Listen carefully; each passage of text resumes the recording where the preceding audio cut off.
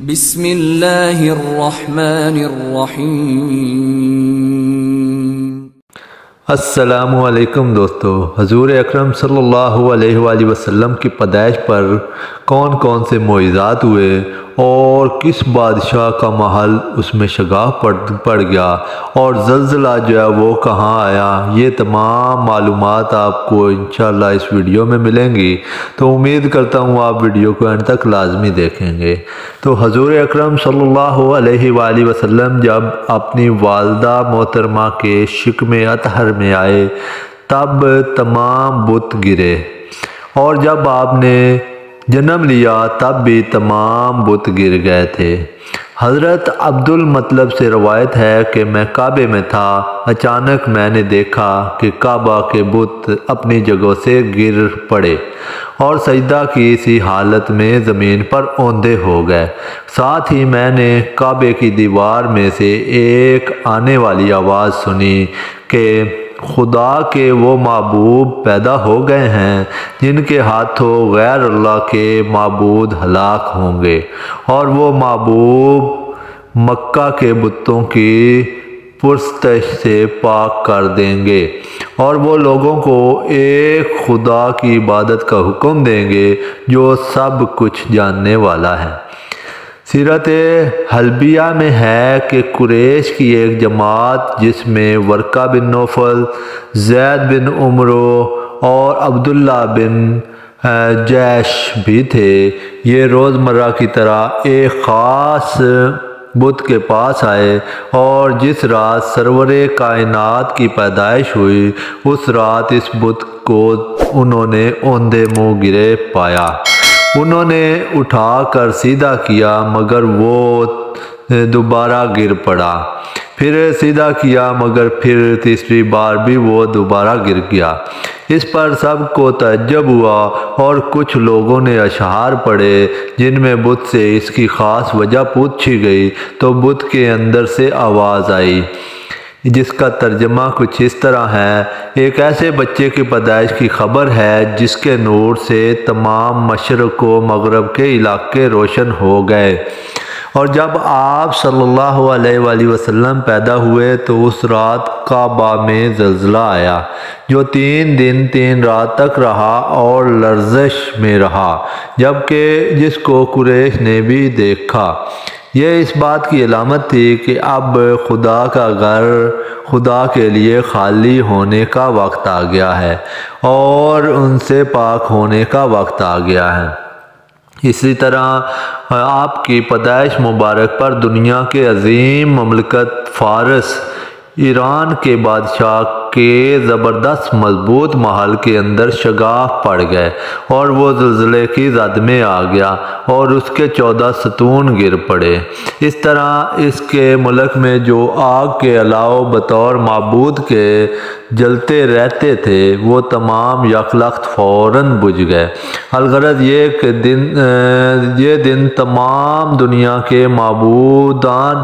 باطلہ کے لیے آخری چیلنج تھا، اور پھر خاص طور پر ایران میں زیادہ علامتیں ظہور پذیر ہوئیں جیسا کہ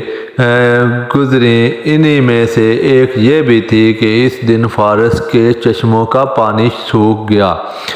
اور فارس میں ان نشانیوں کی وجہ یہ تھی کہ ان کو آنے والے عذاب سے ڈرایا گیا تھا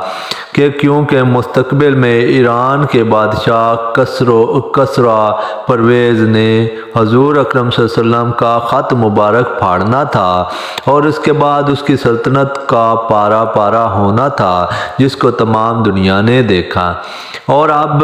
سے ہی اس کی علامتیں ظاہر ہو رہی تھیں۔ تاہم ابھی جو بادشاہ تھا وہ نئے شہرواں تھا، اور اس کے بعد پرویز نے اپنے آپ صلی اللہ علیہ وسلم کا عہد نبوت پایا اور نافرمانی کی وجہ سے تباہ و برباد ہوا۔ تفسیر ابن مخلد، جس کے متعلق ابن حزم نے فرمایا کہ اس جیسی دوسری کتاب نہیں لکھی گئی، اس میں ہے کہ جب شیطان اپنی پوری طویل زندگی میں صرف 4 مرتبہ نہایت مصیبت اور غم و اندوہ سے چیخا ہے۔ پہلی مرتبہ جب چیخا جب اللہ نے اس کو اپنی عالی بارگاہ سے آنکھ دیا اور اس کو ملعون قرار دیا۔ دوسری مرتبہ تب چیخا جب اس کو آسمان سے زمین پر اتارا گیا۔ تیسری مرتبہ تب چیخا جب اس نے حضور اکرم صلی اللہ علیہ وآلہ وسلم نے جنم لیا، اور چوتھی مرتبہ تب چیخا جب آپ صلی اللہ علیہ وآلہ وسلم پر سورۃ فاتحہ نازل ہوئی۔ آپ صلی اللہ علیہ وآلہ وسلم کی پیدائش کے وقت ابلیس بڑے الم و غم کے ساتھ رویا دھاڑا، پس وہ تباہ و برباد ہوا۔ اس کے چیخنے سے کیا فائدہ ہوگا؟ حضرت اکرمہ سے روایت ہے کہ جب آپ صلی اللہ علیہ وسلم نے جنم لیا تو شیطان نے ستاروں کو گرتے دیکھا، تو اس نے اپنے لشکر سے کہا، اس رات کوئی ایسا بچہ پیدا ہوا ہے جو ہماری محنتوں پر پانی پھیر دے گا۔ اور دوسری روایت میں ہے جب شیطانوں کو آسمانوں پر جانے سے روک دیا گیا اور انہیں مار مار کر وہاں سے دفع کر دیا گیا تو شیطانوں نے آ کر ابلیس سے ماجرا ذکر کیا، تو ابلیس نے کہا، معلوم ہوتا ہے آج دنیا میں کوئی خاص واقعہ پیش آیا ہے۔ پھر ابلیس نے شیطانوں کو حکم دیا کہ زمین کے تمام علاقوں سے تھوڑی تھوڑی مٹی کو اٹھا کر لاؤ۔ پھر ابلیس ہر مٹی کو سونگھتا رہا حتیٰ کہ اس نے تمامہ یعنی مکہ مکرمہ سرزمین کی مٹی سونگھی، تو فوراً پوچھا، یہ کہاں کی مٹی ہے؟ کہا گیا تہامہ کی ہے، تو بولا، یہاں کوئی نئی بات ہوئی ہے۔ پادریوں اور راہبوں کو بھی حضرت صلی اللہ علیہ وآلہ وسلم کی ولادت کی خبر تھی، چنانچہ حضرت حسان بن ثابت سے روایت ہے کہ میں حضرت صلی اللہ علیہ وسلم کی ولادت کے وقت 7-8 سال کا لڑکا تھا اور ہوش و حواس سے تھا۔ میں نے اس زمانے میں یثرب میں ایک صبح کو کسی یہودی کو دیکھا کہ وہ اونچے ٹیلے پر چڑھ کر چیخ چیخ کر یہودیوں کو پکار رہا ہے، جس سے یہودی لوگ اس کے گرد جمع ہو گئے اور پوچھا، تجھے کیا ہوا ہے؟ تو اس نے کہا،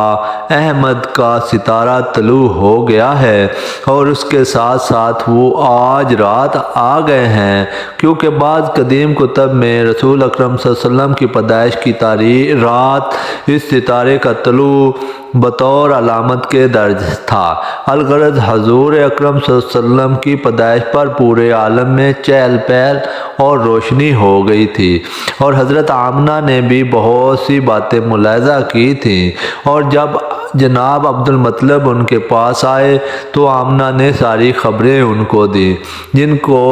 بیان کرنا بہت زیادہ لمبا ہو جائے گا۔ تو اس کے بعد حضرت عبد المطلب آپ صلی اللہ علیہ وآلہ وسلم کو گود میں لے جا کر کعبہ مقدس گئے اور اللہ سے دعا کی اور اس کا شکر بجا لائے اور واپس آ کر مقدس گود کے حوالے کر دیا۔ پھر حضرت آمنہ دودھ پلانے کی خدمت کے بارے میں غور و فکر فرمانے لگیں، تو یہ آپ صلی اللہ علیہ وآلہ وسلم کی پیدائش کا واقعہ تھا۔ اس میں تمام معاملات، تمام معلومات آپ کو دی گئی ہیں۔ تو اب انشاءاللہ نیکسٹ ویڈیو میں حضور پاک صلی اللہ علیہ وآلہ وسلم کا بچپن کیسے گزرا اور آپ کو دودھ کس نے پلایا اور بچپن کے تمام واقعات آپ کے ساتھ شیئر کروں گا۔ تو اگر آپ میرے چینل پر نئے ہیں تو میرے چینل کو سبسکرائب کر لیں تاکہ ہر نئی ویڈیو کا نوٹیفیکیشن آپ تک پہنچ سکے۔ اب ہم نیکسٹ ویڈیو میں ملیں گے، تب تک کے لیے اللہ حافظ۔